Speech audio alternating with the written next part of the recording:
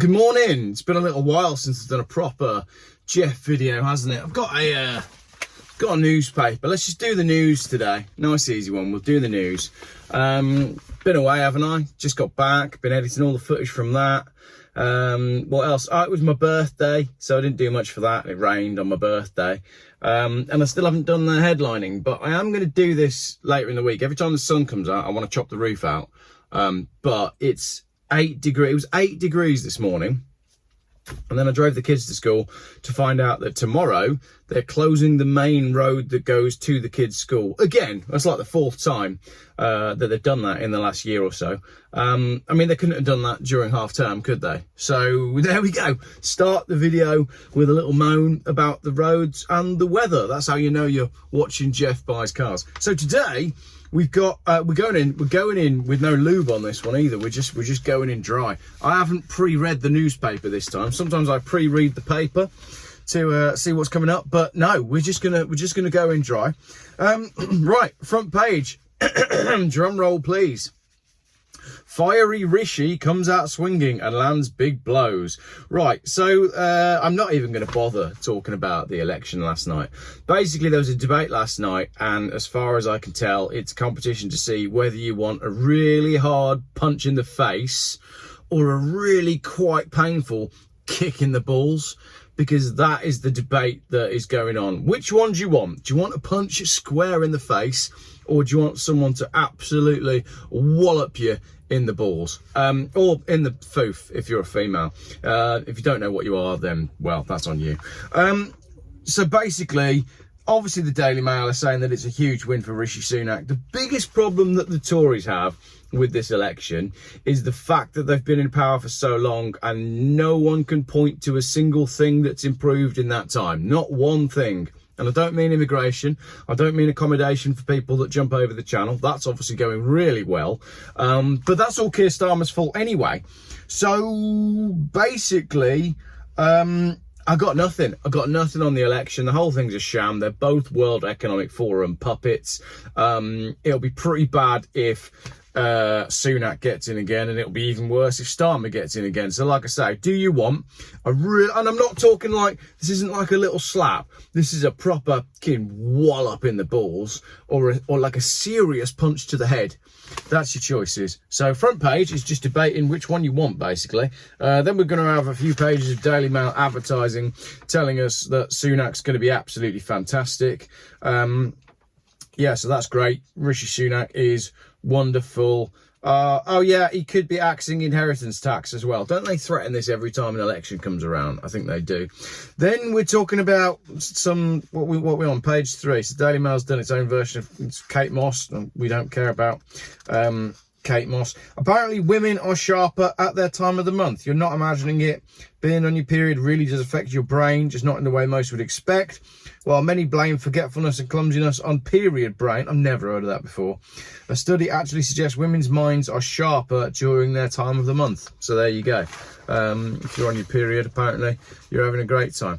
The Queen's lookalike has died at the age of 96, the same as Her Majesty. That's exciting, isn't it? Tell you who else is dead. Kate. Princess Kate, and I've got a beer riding on that, so she's not appearing in anything this year at all. They've said they've killed her, haven't they? They've definitely killed her, and I'll look forward to being proved correct. And the best thing about that is if I'm proven wrong, then that's a good thing, because we don't want her to be dead, obviously, but it just feels like she is. Allegedly, it's come out on Twitter that Darren Brown, the TV magician guy that's done all sorts of cool stuff in the past, she was at some thing and shook his hand and passed him a note that just said help on it. So, you know, write that about what you will. Oh, then we're into the debate again between the punch in the face or the kick in the balls. Not really interested in that as well. And then Nigel Farage has been milkshake. Nigel Farage, what's he done? He stepped up and he said he's going to be the reform leader of the UK, and that's been quite good for reform. They've got lots of people joining them now because of that. And then there's this weird thing about someone who threw a milkshake in his face, but it actually turns out that it was someone that he knew. But you know, any publicity is good publicity, so if ever I'm filming a video and you want to turn up and milkshake my car, then you'll get a smack in the face and then a kick in the balls. Farage has allegedly blindsided his own party leader with a coup hatched in a posh pub in Wandsworth. Is he just out for himself? He probably is, isn't he, Nigel Farage? I mean, he just wants to be something, but I'm okay with that because I think Nigel Farage is probably, what is he? Is he a kick to the knees? I think he might be a kick to the knees, but I'd go for a kick to the knees, like not directly on the shin. You know, it's like a side kick to the knees, Farage. So, do you want a little kick to the knees or a really hard punch in the face or the hardest wallop to the balls you've ever experienced in your life? That's our choices in the next election. Someone is now saying Labour has a hierarchy of racism. So the Daily Mail is obviously going to go all out now, pushing the Conservatives. Starmer allegedly pledges to bring in a buy British rules over the new kit for our armed forces. Labour will change procurement rules to force the Ministry of Defence to prioritise buying British equipment, the party has announced. Again, I'm forced to sit here in just absolute disbelief. Why is that not a thing already? So, again, like, I don't understand the army. I don't understand the armed forces. And whenever I talk about the armed forces, all the armed forces people and the pro-veteran people say that I'm like, you know, saying all the wrong things. And apparently, you know, we need to defend that. Well, the only thing we need defending from is the politicians who rule the country. We don't need, you know, and then all the people in the comments will be like, oh, look at all the armed, look at what have the armed forces ever done for us? And you get all of that stuff. And then you get all the people that have totally swallowed the absolute narrative that we've been given on how history works. But again, like, why would the armed forces ever be buying kit from any country that isn't this one? That's just ludicrous that we've got to a stage where that needs to be a headline. But, you know, I guess to me, just some of this stuff is just so damn obvious. But I'm just a normal human being.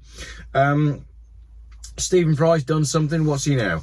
Beetroot-coloured gentleman at Lords see red over Stephen Fry's blast at MCC. Members of the MCC are calling for Stephen Fry to be suspended after he criticised the cricket institution for stinking of privilege and classism. In what is being referred to as Frygate, 3 members of the famous Marylebone Cricket Club, founded in 1787, and once the governing body of the sport, have accused its former president of bringing the club into disrepute. What? So, the public face that is deeply disturbing, sort of beetroot-coloured gentleman in yellow and orange blazers sitting in this space in front of the long room and looking as if they come out of an Edwardian... It's cricket. It's cricket. Cricket is for 2 things. It's for middle-class people, or it's for brown people, for when the English people went over and introduced cricket to countries where brown people live whilst we were stealing all of their stuff. It's not racism, it's just a fact. So Stephen Fry basically has said that cricket is an institute that stinks of privilege and classism. Well, it does, doesn't it? Never understood cricket. It's boring as. My grandpa used to watch it, and he used to make me watch it. But yeah, don't really get it. It takes 3 days to have a game, and then they have to stop when it rains, and then they stop for sandwiches. Just get on with it. And then baseball's no better, is it? Because they have to stop all the time anyway. And now I'm going to have all the comments for it. This is a great video back from a holiday, isn't it? I've got all the people who are in the armed forces moaning at me that we need a strong defence to defend us against the things that need defending against. Now everybody's going to call me racist for saying that cricket is a sport that was foisted upon brown people by white people. Can you say that? I don't know. We're cutting pretty close to the bone here, aren't we? Anyway, a man accused of murdering a football coach and stabbing her friend on a Bournemouth beach appeared in court yesterday. Nassan Sadi is charged with the murder of Amy Gray and attempted murder of her friend Leanne Miles. Nice. Another really nice bloke here. What was it all about? Why did he do it? Don't know. That's ongoing. Don't really want to get into it. But that's a lovely story, isn't it? Brilliant. You go to the beach, get yourself attempt murdered. Cool. Yeah, it's pretty more to that story than meets the eye, but I don't know. Oh, look, how using Ozempic could reduce the risk of bowel cancer by half. Using weight loss jabs can cut the risk of bowel cancer in half and obesity-related cancers by a fifth, a major study suggests. Cool. So the pharmaceutical industry has now come up with jabs to fix the obesity that was caused by sugar and processed food. I would say we probably need to have a look at the sugar and processed food before we start going and signing ourselves up for more injections, because the last round of injections went really well, didn't they? D-Day veterans set to set sail for France 80 years on. We make a lot of fuss about D-Day, don't we? And I'm going to be controversial here and say if the newspapers and the mainstream are making a lot of fuss about something, it's because we haven't been told the full story. John Hamer's got quite a lot to say about that as well. The shocking figures on inmates recalled to prison that reveal how perilously close to breaking point our justice system really is. 88,000 people are locked up across England and Wales. There are now more in our prisons than serving full-time in the British Army. Cool. I can believe that. Yep, that's great. The prisons are breaking just like everything else. Again, like, point me to one thing that is better under the Tories. And someone the other day called me a reform, what did they call me on Twitter? They called me a reform voting racist homophobe, I think. Oh, we did the trans thing yesterday on Facebook. That was fun as well, but I'm not putting any of that on YouTube. But I've now got a Substack. So if you go over to my Substack, you can see what I wrote about all the rainbow stuff. And it was quite a good post, but I don't think it can go on YouTube. In fact, I'll leave a link to it in the comments. Go and subscribe to me on Substack. I've not worked out how Substack works yet, but I've got lots and lots of stuff that I've written in the past that probably belongs on Substack. So if you like reading stuff, then that's the place for you. Yeah, so someone called me a racist, homophobic, reform voting something. I haven't decided who I'm voting for because, as I said, I've not yet decided if I want a real solid punch to the face, a kick in the balls, or, you know, a swift chop to the knees. No idea on that one. I think Reform are probably our best bet, just because anything has got to be better than more of the same. And Starmer is more like, he's just bad news, isn't he? And Sunak's a billionaire. So would you want bad news or a billionaire? They're literally all from the same club. So I don't know. I mean, I'd go for Farage, just because, like, why not? Like, let's just try something different. I mean, I don't believe that, you know, then lots of people will say, oh, well, I'm going to spoil my ballot. Well, that doesn't do anything, does it? Because if you spoil your ballot, they go, oh, look, another spoiled ballot. Oh, the Tories have got in again. And if you don't vote, then they go, oh, look, not many people voted, but all the old people that have always voted Tory, they came out and they voted Tory, despite everything the Tories have done to us, and the way they handled lockdown, and the way they handled the pandemic, and the fact that all the MPs voted for more lockdowns. The old people will go out and be like, oh, they've all done such a great job, and oh, Boris Johnson had such a hard time during the pandemic, and he was so stressed and he nearly died of bollocks. It is all bollocks, all of it. We've just got to get rid of them all. We don't need any of them. We don't need big government. We don't need central government. We could govern ourselves locally. We've got everything that we need in order to be able to do that. We don't need this whole prime minister thing. But that's another way of looking at things. And it seems to me as well with the debate, like, we're getting more and more like the American system. Like, there used to be 3 options in the UK, didn't there? The Lib Dems used to be on the radar. The Green Party as well, they used to be on the radar. Reform have now popped up as well. But the mainstream media is going all out for you go Labour or Tory. So we're now going towards this American system where you've got 2 options and both options are as bad as each other. So yeah, and it says there, people are tired of traditional politics. They are. People have just had enough. Anyway, what else is going on? Comic statue knocked down in taxi smash. A statue of Victoria Wood has been smashed to the ground by a taxi that veered out of control. Wow, how fast was that taxi going? Look, there's a picture there. That taxi's absolutely mullered. 6'6" high sculpture was ripped from its base in the collision in Bury, the town where the much-loved entertainer was brought up. It's a terrible shock to be told your sister's been knocked down by a taxi. Well, yeah, it would be. Did a good job on the taxi, though, didn't it? Crikey, what kind of car was it? It'll be a Prius, won't it? So that's good. Anyway, here's another story that we talked about before. Pastures new for the runaway cavalry horses. far from the city, 2 cavalry horses share a tender moment as they recover from their rampage through London. This is the rampage through London where the white horse and the black horse were running through London covered in blood on a date that is significant for the Illuminati, that is absolutely nothing to do with the 4 horsemen of the apocalypse and symbolism. It really wasn't. It definitely wasn't. You're a conspiracy theorist.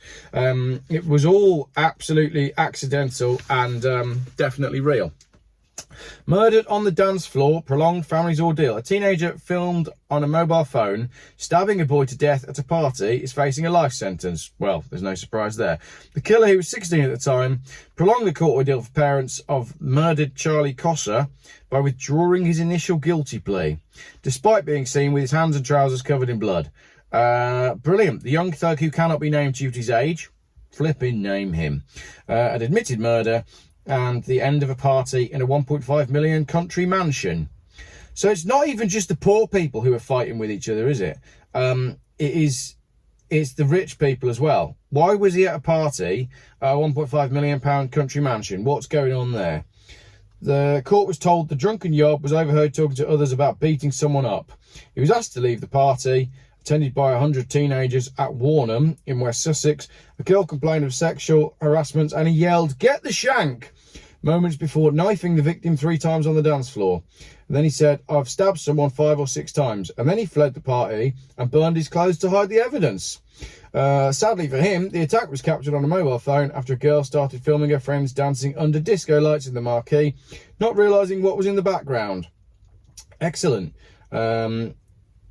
The killer's parents were absent from court, but the killer's father said he felt responsible for not preventing his son from drinking vodka.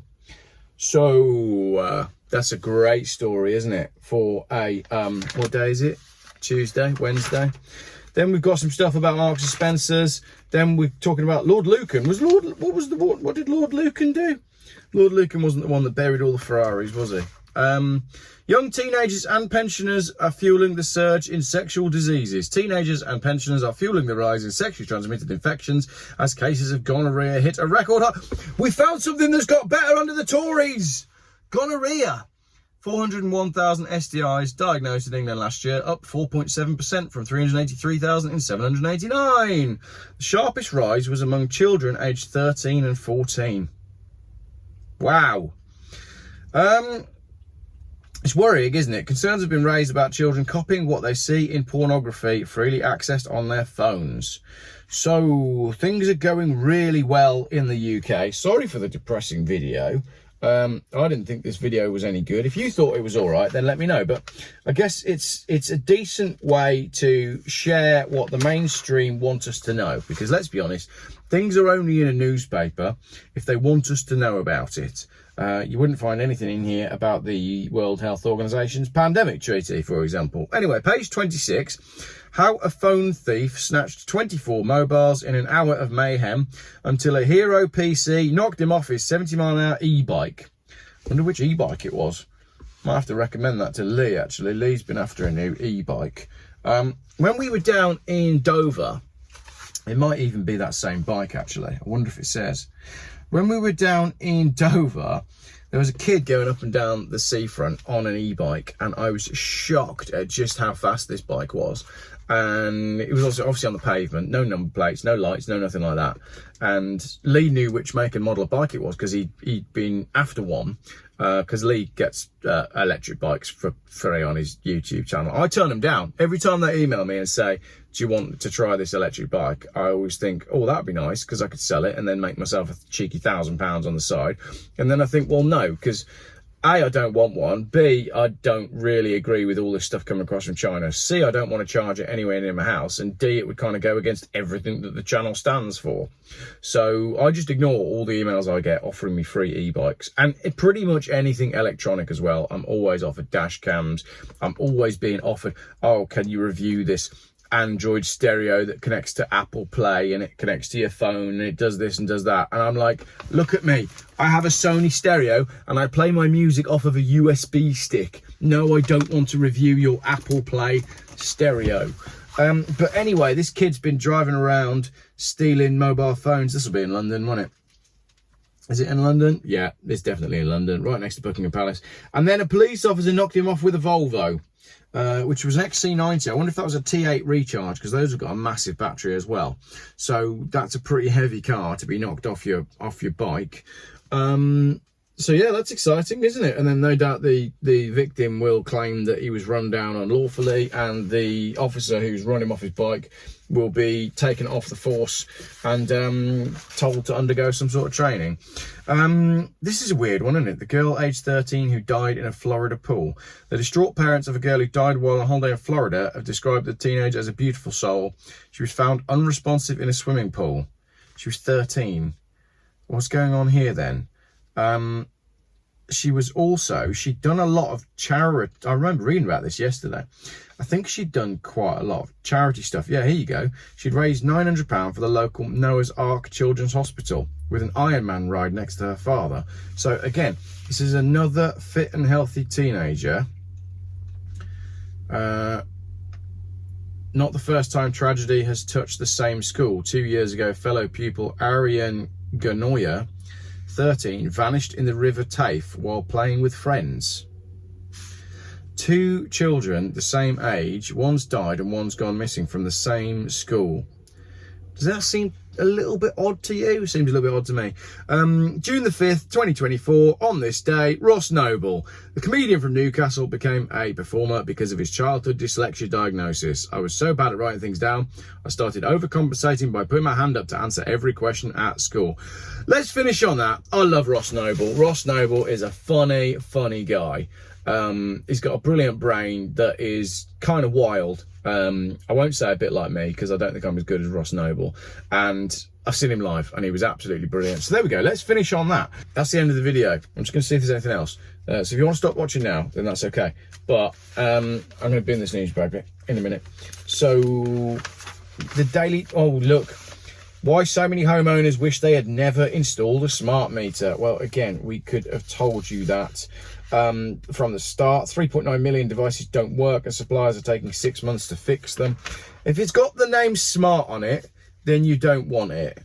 Then we've got some tips on how to get past infuriating chatbots. Everybody has a chatbot these days, don't they? You phone anything, or you try to get through to customer service and you have to speak to a chatbot first. Or if it's EE, I have to phone all the time. No doubt they're going to cut my phone off tomorrow. I've said this on the channel so many times. Every month, EE cut my phone off. They cut my phone off while I was in Spain. I had to phone them while I was in Spain. My bill had been paid. They still cut me off.